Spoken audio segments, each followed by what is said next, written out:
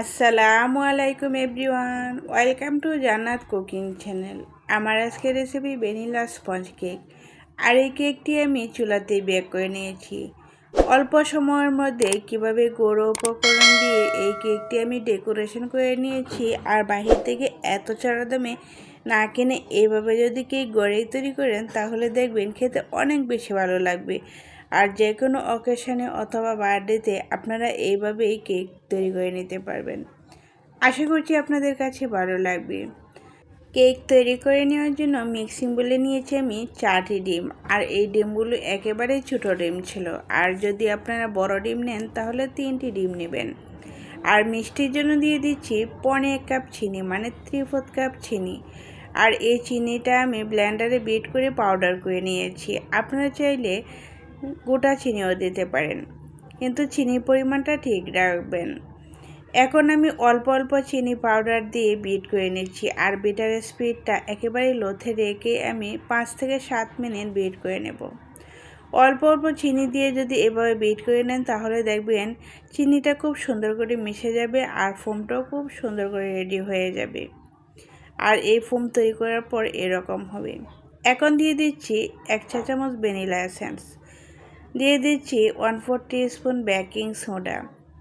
আপনারা যদি চুলাতেই এই কেকটি বেক করে নেন তাহলে বেকিং সোডাটা দিতে চেষ্টা করবেন, তাহলে কেকটা অনেক বেশি সুন্দর হবে। নিয়েছি এখানে 1/4 teaspoon baking powder. Baking powder আর বেকিং সোডা মিলিয়ে আমি এখানে নিয়েছি 1 চা চামচ।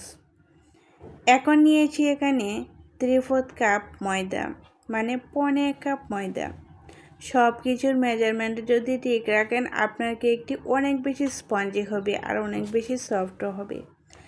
এখন আমি ময়দাটা অল্প অল্প ছেলে ছেলে দিব আর মেশাতে থাকবো। মেশানোর কাজটা আপনারা একটু ধৈর্য সহকারে করে নেবেন। 4 থেকে 5 মিনিট সময় লাগবে। স্পঞ্জ কেক তৈরি করতে হলে এই কাজটা আপনারা অবশ্যই ধৈর্য সহকারে করে নেবেন।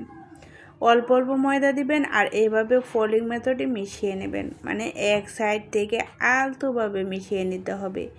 তাহলে দেখবেন মিশ্রণগুলো খুব সুন্দর করে মিশে যাবে আর আপনার ফোমটাও বসে যাবে না। ফোমটা যদি বসে যায় তাহলে কিন্তু কেকটা সুন্দর হবে না।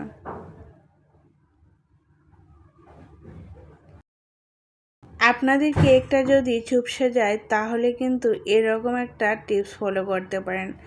এখানে দিতে পারেন 1 টেবিল চামচ কর্নফ্লাওয়ার, কিন্তু আমি এখানে দেইনি। এখন দিয়ে দিচ্ছি 2 টেবিল চামচ রান্না করা রেগুলার তেল, 1/2 চা চামচ ইমালশন, এটা অপশনাল। এটা আমি কালারের জন্য দিয়েছি, আমার কাছে খুবই ভালো লাগে এই ফ্লেভারটা। এখন খুব সুন্দর করে আলতোভাবে মিশিয়ে নিচ্ছি। আমি আবারও বলে দিচ্ছি, স্পঞ্জ কেক তৈরি করার সময় মেশানোর কাজটা একটু ধৈর্য সহকারে করে নিতে হয়, তাহলে আপনার কেকটা অনেক বেশি সুন্দর হবে। আলতোভাবে মিশিয়ে নেওয়ার পর দেখেন মিশ্রণটা কীরকম হয়েছে। এরকম ঘনত্বের মিশ্রণটা হবে। আর মেশাতে মেশাতে দেখবেন খুব স্মুথলি খুব সুন্দর করে মিশে গিয়েছে। আর ব্যাটার ঘনত্বটা এরকম হবে। আমি এখানে আরও একটু লবণ অ্যাড করেছিলাম 1 চিমটি। এটাও কিন্তু অপশনাল, আপনারা যদি মিষ্টি খাবারের মধ্যে লবণ পছন্দ না করেন তাহলে স্কিপ করতে পারেন। আমি এখানে 1 চিমটি লবণ দিয়েও মিশিয়ে নিয়েছি। এখন আমি যেই মোল্ডের মধ্যে কেকটা বেক করে নেব সেই মোল্ডের মাপে একটা কাগজ কেটে খুব সুন্দর করে সেট করে নিয়েছি আর অল্প একটু তেল ব্রাশ করে নিয়েছি। কেকের মোল্ডের চারপাশে কিন্তু তেল ব্রাশ করা যাবে না, শুধু তলানিতেই তেল ব্রাশ করে নিতে হবে। এখন একটা কাঠের সাহায্যে গুঁড়িয়ে দিচ্ছি যাতে ভিতরে বাবলস থেকে থাকলে ফেটে বের হয়ে যায়। আর এই কেকটা যেহেতু চুলায় বেক করে নেব সেই জন্য চুলাতে একটা সিলভারের হাঁড়ি বসিয়ে দিয়েছি।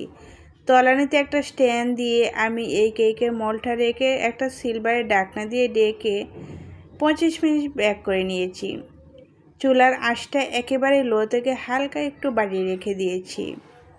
এভাবে যদি কেকটা বেক করে নেন তাহলে আপনার কেকটা অনেক বেশি সুন্দর হবে।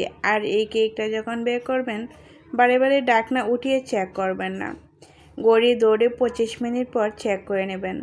আর চেক করার পর যদি মনে হয় এই কেকটা হয় নাই তাহলে আরও 1 থেকে 2 মিনিট রেখে দিবেন। কিন্তু আমার কেকটা ঠিক এরকম সময় লেগেছে। এর চেয়ে বেশি সময় আমার কখনোই লাগে নাই। আমি বহুবার এই কেকটা তৈরি করে রেখেছি সেম রেসিপিতে, কিন্তু কখনোই আমার এই কেকের সময়টা কম বেশি হয় নাই। এখন আমি এই কেকটা ঠান্ডা করে তারপর ডিমোল্ড করে কেটে আপনাদেরকে দেখাচ্ছি। দেখেন মাশাআল্লাহ কত স্পঞ্জি হয়েছে, আর খেতেও কিন্তু অনেক বেশি মজা ছিল এই আমার আজকের কেকটি।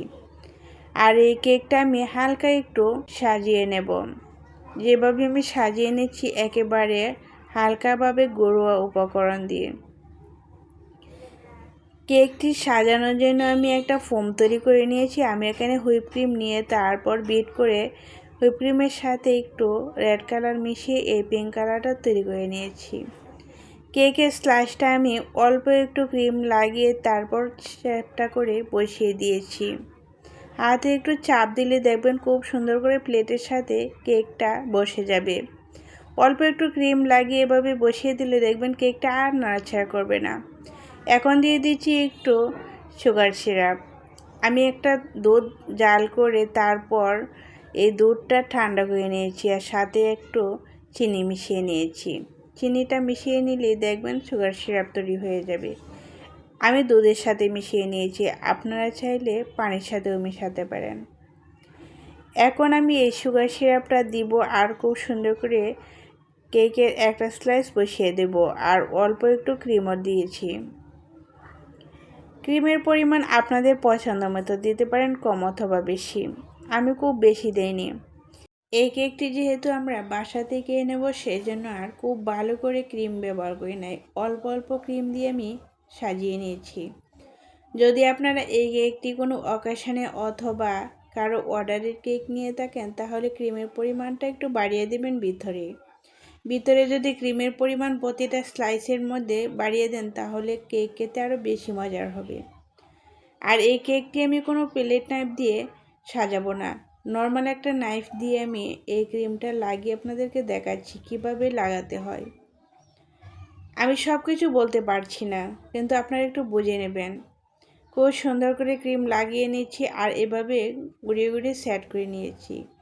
এখন একটা স্ক্র্যাপারের সাহায্যে এভাবে মিশিয়ে নিয়েছি। আপনারা চাইলে একটা ভিজিটিং কার্ড দিয়েও খুব সুন্দর করে মিশিয়ে নিতে পারেন।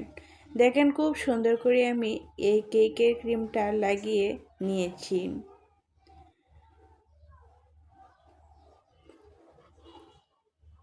ক্রিমটা যখন লাগাবেন তখন আপনারা ক্রিমটা 1 ঘন্টা নর্মাল ফ্রিজে রেখে দেবেন রেডি করে। তারপর ক্রিমটা দিয়ে কেকটা সাজাবেন, তাহলে দেখবেন ক্রিমটা খুব সুন্দর করে সেট হবে। এখন আমি একটু কেকের গুঁড়া এই রকম করে দিয়ে দিচ্ছি। অল্প একটু কেক আমি আলাদা করে রেখে দিয়েছিলাম। এই কেকটা আমি ভালো করে গুঁড়া করে তারপর ডেকোরেশন করে নিয়েছি। আপনারা চাইলে এমনিতেও রেখে দিতে পারেন অথবা ক্রিম দিয়েও ডেকোরেশন করে নিতে পারেন। মানে আমি এই কেকটা একেবারে সিম্পলভাবে দেখিয়ে দিচ্ছি, মানে কোনো অকেশনে অথবা নিজেরা খাওয়ার জন্য সিম্পলভাবে কিভাবে কেক তৈরি করতে হয় ওইটাই আমি আপনাদের সঙ্গে শেয়ার করেছি।